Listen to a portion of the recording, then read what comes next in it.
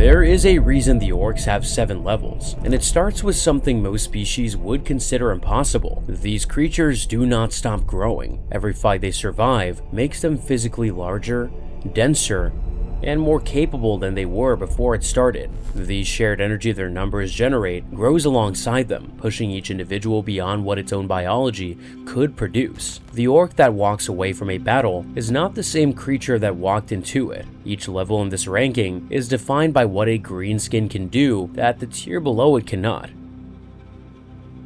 Level 1. The Grot. Codex Orks established the Gretchin, shortened in common speech to Grot, as the smallest and most subservient of the greenskin species, weaker, slower, and far less physically imposing than any fighter it serves. The menials exist primarily to obey. It hauls ammunition, operates machinery, runs messages, and carries out the menial work that keeps a WoW moving. In every engagement, these small creatures are found at the back, near the run-thirds, whose prods and whips ensure they do not flee too early and do not stop entirely. That role deserves specific attention here because the relationship between Keeper and Vermin is what makes the Gretchin tier function at all. The same source describes these overseers as responsible for driving the scavengers forward when their instincts tell them to scatter, using specialized equipment, the Grot Prod and the Grab-a-Stick, to maintain physical control over creatures that would otherwise vanish the moment a firefight started. Without them, greenskin mobs dissolve. With them, these same mobs can be pushed into fire lanes, used to screen advancing fighters, or pressed into operating machinery under combat conditions. The Grot is not a willing participant in this arrangement. It is a managed asset. The managed asset matters more than it looks. Without the small ones operating the machinery, fetching ammunition, and performing the countless tasks a green tide requires to function, the greenskin advance would be significantly less mobile and less sustainable. The series The Beast Arises captures this clearly from an Imperial perspective. When Magos biologist Laurentis studies the advance on Artamantua, he observes the layered ecosystem, smaller serval forms clinging to vehicles and scurrying underfoot, operating as a biological supply chain for the larger warriors above them. They are present everywhere the host goes, not as combatants, but as infrastructure. Gretchin's position at this level is not the result of cowardice, it is the result of biology and social structure working together to keep it exactly where it is. The same codex confirms that the menials grow in proportion to how much they fight and win. The Gretchin grows too, but from a far lower baseline and at a far slower rate. The gap between a Grot and the smallest fighter above it is not something determination alone can close. It is a feature of the species, and the social order reinforces it. A runt that shows too much initiative attracts the attention of whatever larger greenskin is nearest, which will either exploit that initiative or remove the small one as a potential complication. The system keeps Grots as Grots, not through any single mechanism, but through 100 overlapping pressures, all pointing in the same direction. The novel Brutal Kunnin captures what happens when a Gretchin is pushed past that limit. Hooftack Blackhawk's Gretchin Nizquick fires the weapons on a stolen vehicle during a critical moment of the assault on an Adeptus Mechanicus Forge world, demonstrating that one of these small ones pressed into an active combat role can perform it once under extreme circumstances when the alternative is far worse. But that moment does not elevate Nizquick. It is the creature fulfilling its ecological function under pressure, not transcending it. There is one area where Menial's role expands into something approaching genuine military function, and that is the Grot tanks and Grot megatanks documented in Codex. These are crude armored vehicles scaled to run proportions, built by mech boys who recognize that small crew members can operate in spaces no larger than a greenskin could fit. Those crewing these machines still do so under duress, still under the supervision of run-thirds, and still with the understanding that the consequences of failure are swift and physical. But the existence of these vehicles illustrates something about the pragmatism built into this species. It does not waste resources. If a scavenger can be made useful inside a tank will be built for it. The creature remains at the bottom of the hierarchy regardless. The tank just makes it a slightly more expensive asset to lose. The limit here is defined not by what a Grot can do in a single moment, but by what the system will allow it to become. And the system will not allow it to become anything other than what it already is. What makes that fact genuinely strange is this: the Ork growth mechanism applies to menials too.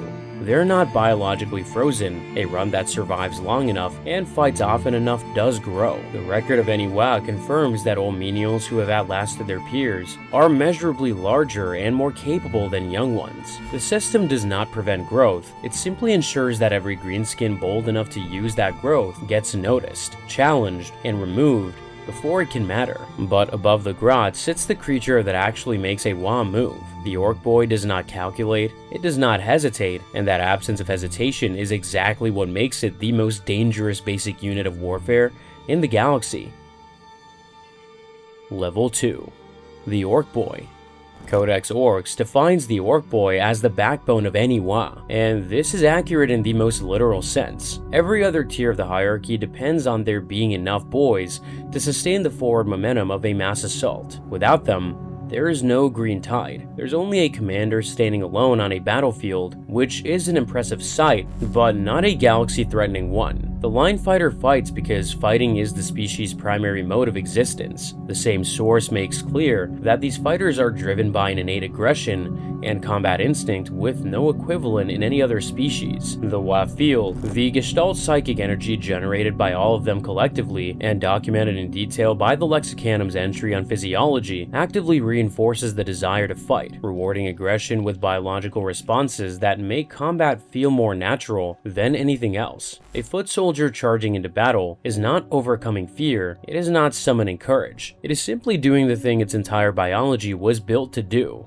This is simultaneously the Ork Boy's greatest strength and the hard structural boundary that defines its tier. The same source distinguishes between two primary configurations at this level. The Slugga Boy, who favors a Slugga pistol and a Choppa for close quarters fighting, and the Shoota Boy, who carries a Shoota for ranged engagement before closing in. This distinction matters not because it reflects a meaningful tactical preference among individual fighters, but because it illustrates the breadth of the tier. Both configurations are fundamentally the same creature, operating the same protocol. The Shoota Boy fires at the opposition, the Slugga Boy charges into it. Both arrive at the same destination: direct physical confrontation, resolved through violence. The weapon loadout changes the opening move. The conclusion is always identical. Then there are the Storm Boys, a variant that the Codex describes as fighters who equip themselves with rocket packs to launch themselves directly into combat from range. The Storm Boys are unusual within Greenskin culture because they submit to something approaching drill and discipline, practicing their rocket-assisted charges with a regularity that other fighters find baffling and vaguely suspicious. They are still Ork Boys in every meaningful sense. The same biology, the same drive towards confrontation, the same inability to operate outside the mob custom, but the rocket pack gives them a delivery mechanism that standard boys lack, allowing a mob of them to cover distances in seconds that a charging foot slugger mob would take considerably longer to cover. It is just aggression, delivered faster. The novel Brutal Kunnin depicts this tier from two distinct angles simultaneously, through the eyes of Uftak Blackhawk, who is rapidly climbing above it, and through the mass behavior of the boys around him. What emerges is a portrait of extraordinary individual ferocity combined with near total dependence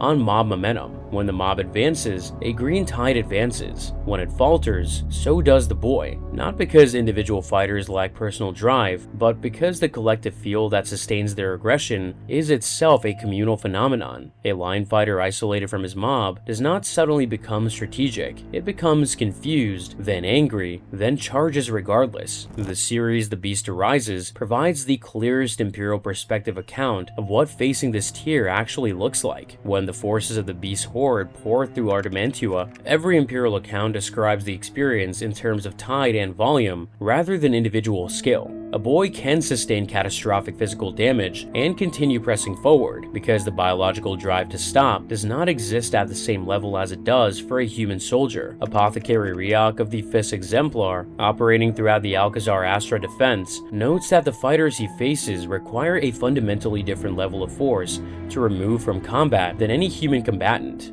The rule is this: advance, close distance, apply violence. It does not shift based on context. When the Fist Exemplar erect a defensive position on the hull of the Alcazar Astra, the Boyz do not adapt their approach. They continue advancing because the protocol says to advance. It costs them enormously, and it does not stop them. Those that fall in the approach are simply removed from the equation. The ones behind them advance through the gap. The plan does not require every individual to survive. It only requires that enough of them reach the opposition to matter. Here's the part that catches most people off guard. An Ork boy in pain does not slow down. The Codex Orks confirms that Orks have a pain tolerance with no equivalent in any other species, and the series The Beast Arises makes the consequence of that plain. A line fighter has been shot, partially dismembered, and is still approaching, but is not pushing through suffering. It is not aware that slowing down is an option. Biology simply does not carry that instruction. What separates the Ork boy from every tier above it is the absence of the second question. A line fighter identifies where the opposition is. It does not yet ask how the opposition should be approached or what to do when the first approach fails. That second question is the gate to the next tier. Most of these fighters will spend their entire lives never forming it, and yet none of what follows would exist without them. Every great leader in this hierarchy built their power on the fury and momentum of the Boyz. The rank is not a failure state, it is the foundation of everything that follows. A boy does not decide to become a Nob, it does not train for it, earn it, or get selected. It just keeps fighting, and one day the Orks around it are smaller than they used to be.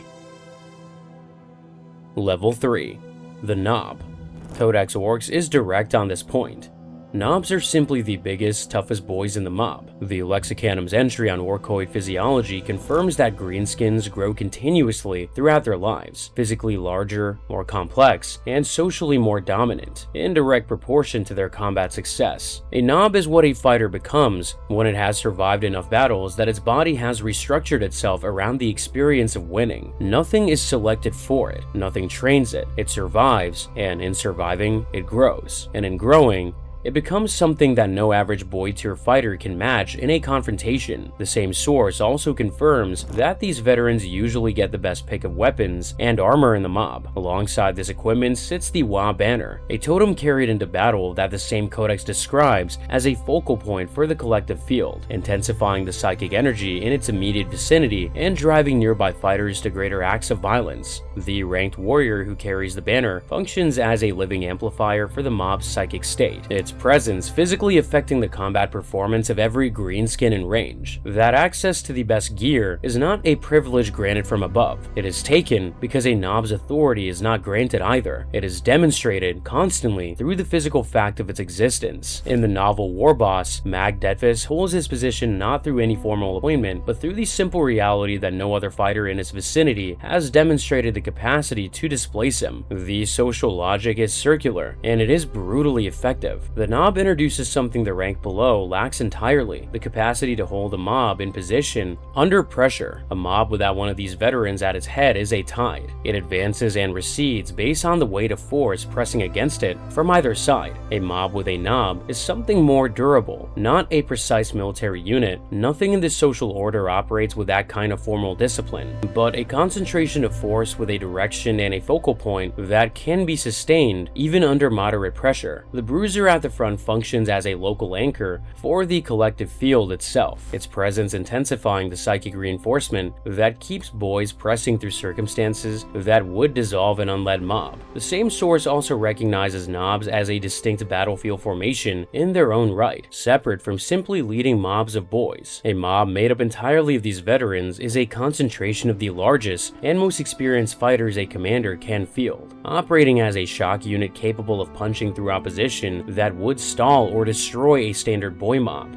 The difference in raw physical capability is not cosmetic. These ranked fighters carry heavier weapons, wear heavier armor, and can absorb punishment that would remove a boy from the fight entirely. They are the cutting edge, deployed at the point where the opposition is most concentrated. The novel Brutal Kunnin illustrates what thinking at this level actually looks like in practice. Uftak Blackhawk occupies this tier for much of the first half of the story. He is assessing rivals. He's reading the hierarchy of a multi-clan gathering with enough precision to identify which bosses are potential complications and in what order. He is choosing engagements selectively, not because he fears the ones he declines, but because he understands that the most important fight is the one that moves him further up the ladder. He lets Magrat Redtooth take minor credit for achievements that were primarily his own, because keeping Magrat content costs less than dealing with a resentful second-in-command. That is a calculation. It is the kind of reasoning that simply does not appear at the tier below. The same novel adds another dimension through its depiction of Badzag and Nuzgrond, ranked commanders under Mag Deadfist. They can plan at a tactical level. Badzag thinks through the approach to a fortified settlement in terms of which section of the defenses is most vulnerable, but they cannot plan at an operational level. They can see the next move. They cannot see the broader pattern. When Deadfist directs them to think beyond the immediate assault, they struggle. They default back to the familiar answer: hit the closest weak point and hit it as hard as possible. These veterans are also uniquely vulnerable to a pressure that lower tiers do not face in the same way: the pressure of visibility. A Grot is too small to be worth challenging. An Ork boy is too replaceable, but a Nobz authority is visible, and visible authority in this social order is an invitation. Every ranked fighter that rises above its peers immediately becomes the focus of every ambitious one below it. This creates a state of permanent vigilance. The moment that alertness drops, something larger and more ambitious takes the opportunity to claim the position. A Nobz survives by being the biggest thing nearby. What comes next survives by being the cleverest, and that is a categorically different achievement. Level 4. The Big Mek and Painboyz. Every previous tier has operated within the same base logic: fight well, survive, grow, dominate. The Ork boy executes the protocol, the Nob masters it and uses it to anchor mobs. The Big Mek and the Painboyz do something that no tier below them does. They build something outside the procedure entirely. They create forms of value and leverage that raw growth through attrition simply cannot replicate. Codex Orks identifies the Mek boy as the Greenskin responsible for all of the technology that keeps a WA moving: the vehicles, weapons, war machines, and increasingly ambitious engineering projects that give a horde its range and destructive capacity. The same Codex also establishes something deeper. This technology functions because the collective field, the Gestalt psychic energy of the entire species, causes the Greenskins' shared belief in their machines to become physically real. A red vehicle goes faster because enough of them believe it does. A gun made of scrap fires reliably because its operator is completely certain that it will. The Big Mek is the specialist who actually understands this mechanism and who has found ways to engineer it deliberately, rather than simply benefiting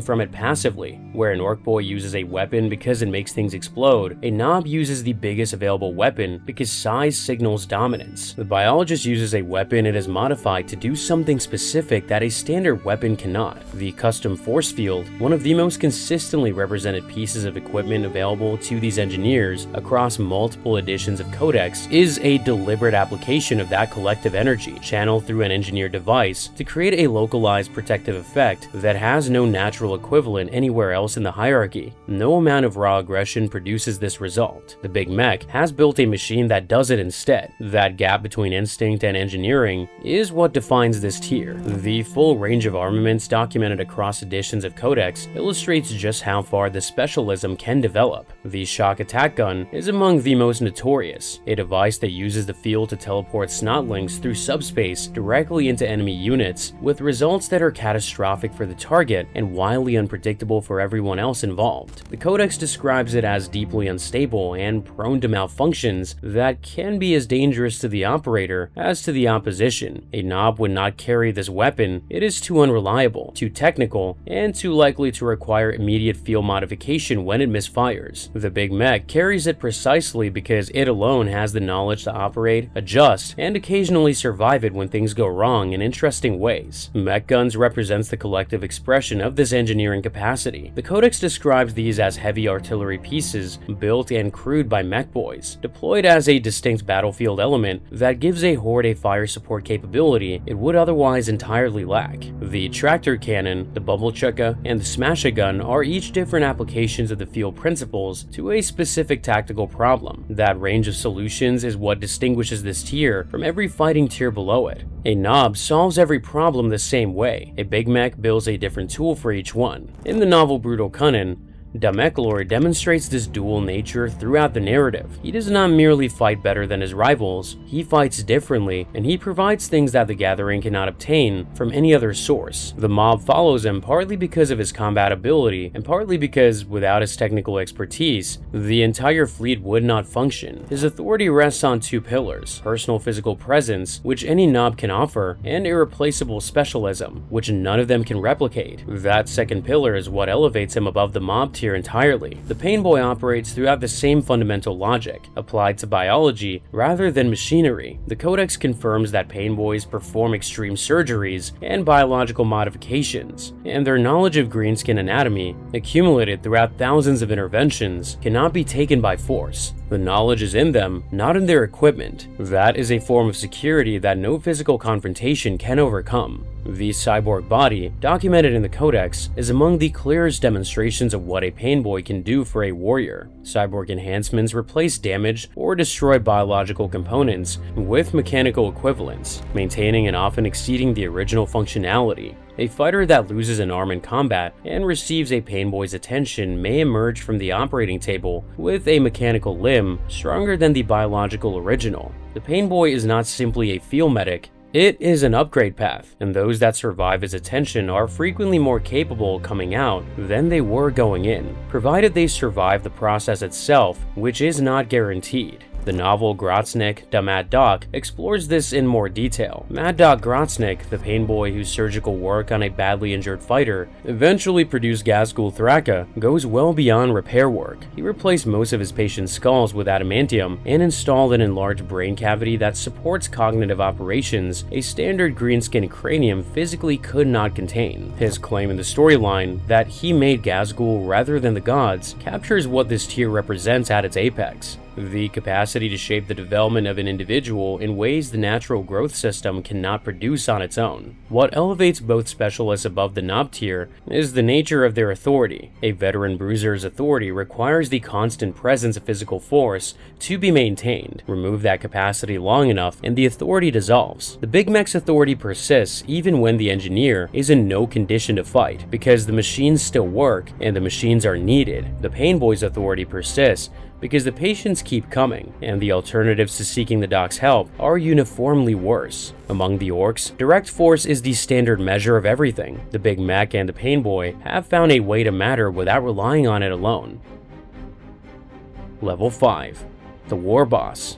Codex Orks is clear on what a war boss is: the biggest, strongest fighter in the mob, the one that all others instinctively follow. As the dominant force within a tribe or gathering, the boss draws others to it, and Imperial records confirm that a sufficiently powerful commander will see tribe after tribe flock to its banner until the gathering becomes something the Imperium cannot ignore. This is the apex of what the Greenskin system produces by default. But raw dominance undersells what a war chief actually represents as a thinking and tactical entity. This is where the accumulated growth finally produces something that functions like genuine strategic intelligence, not with imperial precision, not with the cold logic of an Adeptus Mechanicus cogitator, but genuinely, an intelligence that can look at a battlefield and see not just where to strike, but in what sequence, with what elements, and what the state of the field will look like after each action. The physical equipment available to a commander at this level reflects that position. The same source documents Mega Armor as one of the defining upgrades available here, a suit of heavily reinforced armor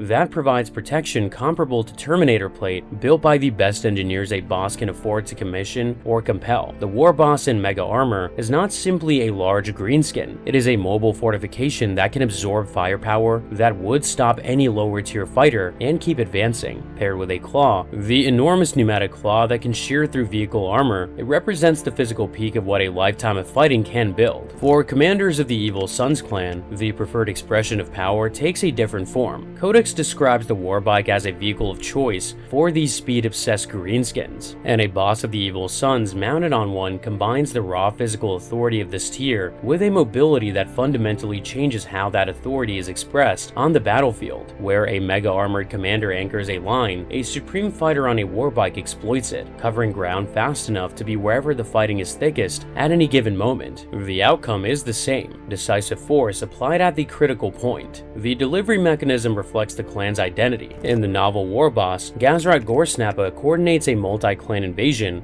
across an imperial world with a sophistication that the tier below simply cannot produce. He is simultaneously managing Goff's heavy assault forces, Evil Sun's speed elements, Blood Axe intelligence gathering operations, and Snakebite mob cohesion, not through a formal command structure, but through a deep and practical understanding of what each clan wants badly enough to pursue without needing to be ordered. He does not tell the Evil Sun speed boss to flank, he creates a situation in which flanking is the most exciting available action, and the Evil Suns do it naturally. This is not luck, this is a command at its highest standard form. The War Boss does not command through strategy in the imperial sense. The boss commands through a complete understanding of Greenskin psychology, which is the only kind of command that actually works on the species. This capability, reading what the mob wants, amplifying it, directing it, and sustaining it long enough to achieve an objective, is the defining achievement of this tier. Goresnappa's internal perspective throughout the novel is coherent, analytical, and goal-directed in a way that clearly distinguishes it from the thinking below him. He identifies which subordinates are potential complications and in what order. He sequences his concerns. He maintains an understanding of the overall campaign while managing immediate problems. This is a command capability. The Lexicanum's entry on the WoW field reveals a dimension of this tier that goes beyond individual thought. As a boss grows in power, the collective field around it intensifies, and this in turn causes all greenskins in proximity to become physically larger and more capable. The commander is not simply the most powerful fighter in the horde, the commander is the source of escalating capability for the entire horde. The series The Beast Arises captures this at scale. During the War of the Beast gathering was so overwhelming that standard Boyz in its proximity grew to sizes previously unrecorded in Imperial history. The Beast was not leading an unusually large army, it was making a larger army by existing. The same series provides the most detailed Imperial external perspective on what a War Boss tier entity represents in operational terms. When Magos Biologist Laurentis finally decodes the attack moon's transmissions, he discovers a commander directing a coordinated multi-vector assault using gravitational weaponry, subspace tunneling, and mass planetary descent simultaneously, sustained across multiple star systems. Laurentis' observation that he had always dismissed the species as a management problem rather than a genuine strategic opponent marks the moment when the Imperial understanding finally catches up to reality. The limitation of this tier is that it remains subject to Greenskin's own nature. A war boss must keep fighting. It must keep winning. The moment it stops delivering conflict and conquest, challengers emerge from within the hierarchy. The WoW owns the boss, even as the boss directs the WoW. The system has produced a commander, but it has not yet produced an entity that exists outside the system. The war boss is the point where Greenskin warfare stops being a natural disaster and starts being an adversary capable of making decisions.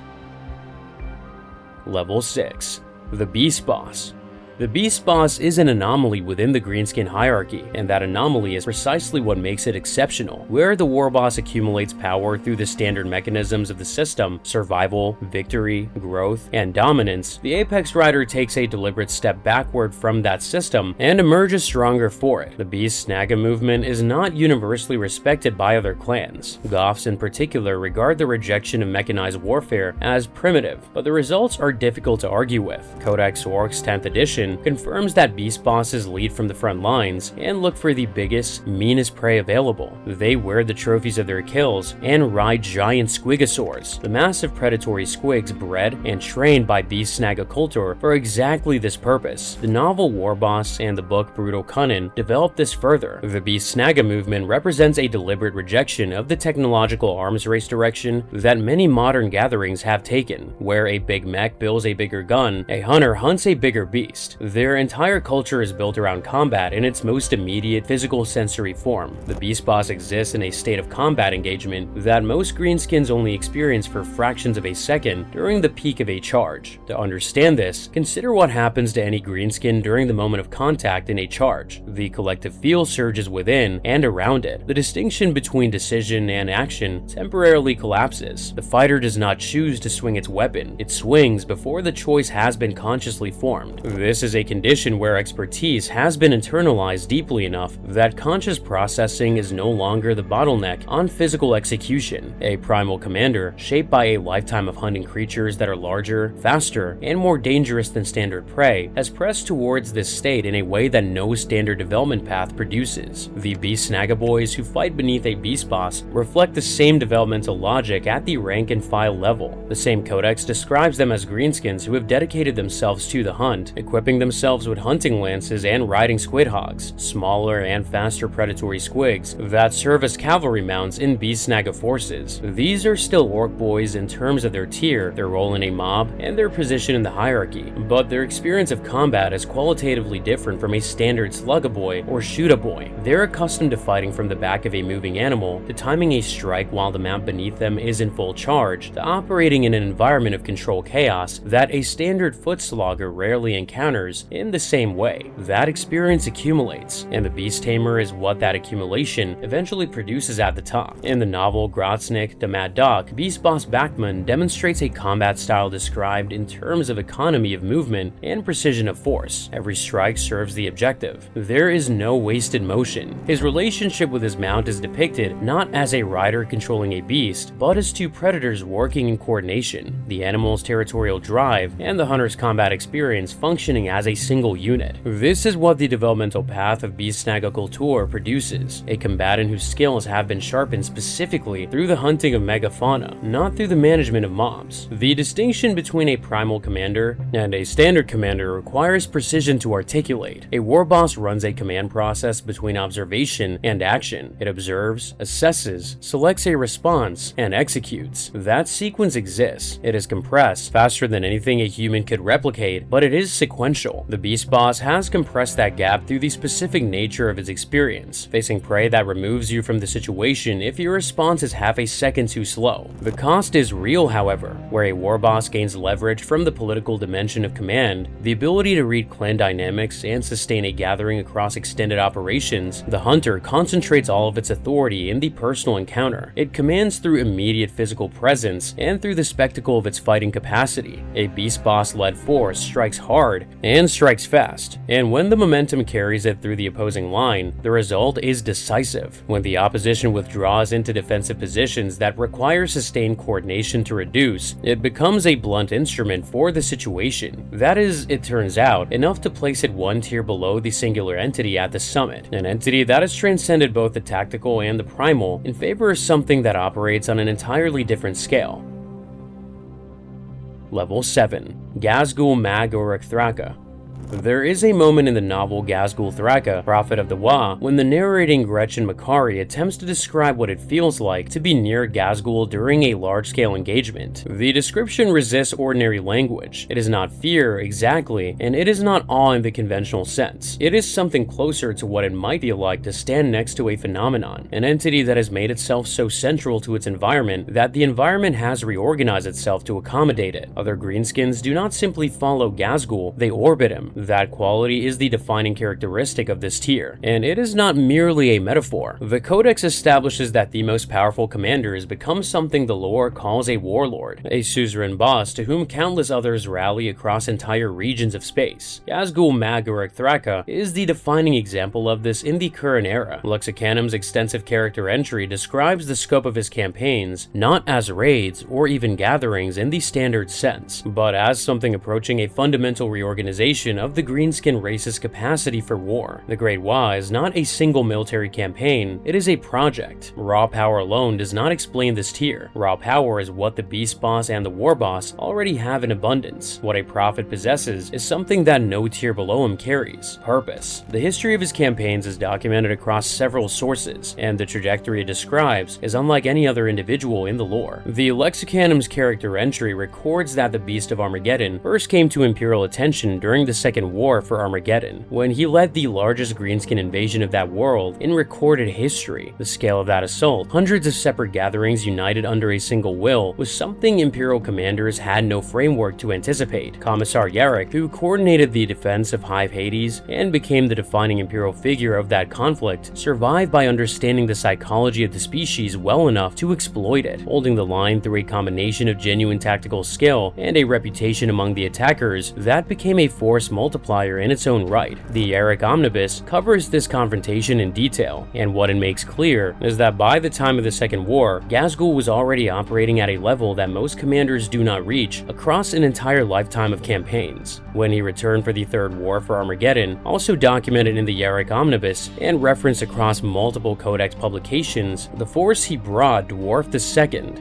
This was not simply a larger army, it was a demonstration that the time between the two wars had not diminished him. He had spent the intervening decades fighting elsewhere, growing, accumulating experience and physical mass, and returning to Armageddon not because the planet was strategically critical in any conventional sense, but because completing what he had started there was part of a longer plan. That capacity to hold a campaign objective across decades and return to it is not something the Codex records in any commander below the Warlord tier. Every Greenskin below this level fights because fighting is what the species does, because the collective field compels it, because biological growth rewards it, because the social hierarchy demands it. These are real motivations. They produce real and formidable warriors, but they are all forms of response. The Ork Boy responds to the mob, the Nob responds to challengers, the Warboss responds to the needs of the gathering, even the Beastboss responds to the demands of the hunt. Ghazghkull does not respond, he initiates. According to the novel and the Codex lore surrounding it, Gork and Mork speak to Ghazghkull, and his campaigns are the physical expression of their collective will. The functional consequence of that belief, whether one takes it literally or not, is that he operates without the constraints that govern every other Greenskin. He does not need to win every engagement to maintain status, he does not need to keep fighting to prevent challengers. His position is grounded in something that cannot be contested through the standard mechanism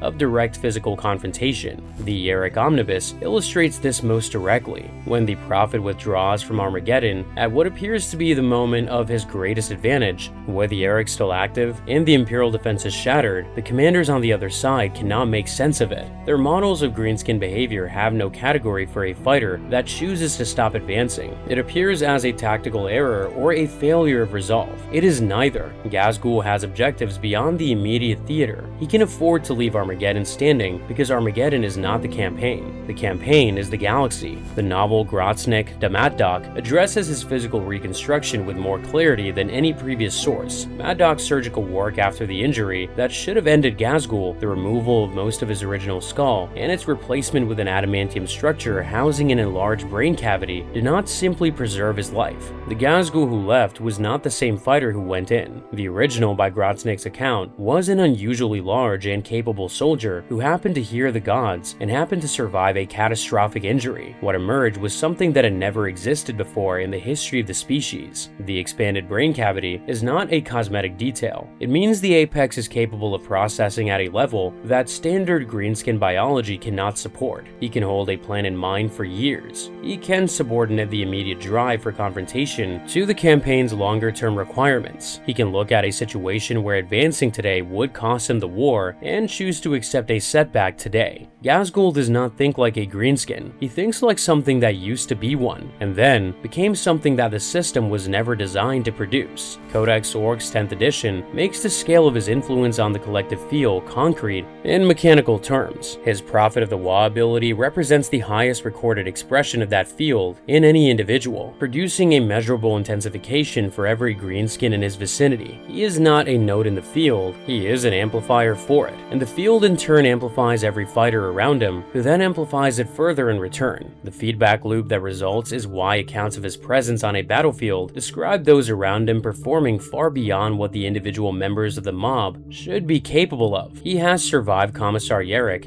the Third War for Armageddon, the loss of most of his skull, and the best efforts of every faction in the galaxy that has had reason to move against him. Each time he has returned larger, more capable, and more certain of purpose. The growth mechanism of this species does not stop on its own. There is no point at which an orc becomes too large, too experienced, or too capable to keep growing. Ghazghkull has been fighting for longer than most Imperial commanders have been alive, and by every account available, he is still getting bigger. He is not finished. The Greenskins are not the only species in this galaxy that grows more dangerous the further up its hierarchy you go. The Tyranid hive mind follows the same logic, climbing from mindless swarm organisms at the bottom to apex bioforms that direct entire fleets from the top. And if an orc that refuses to stay dead is impressive, consider a Primarch who spent 10,000 years suspended between life and death, returned to find everything he built rotting from within, and chose to rebuild it anyway.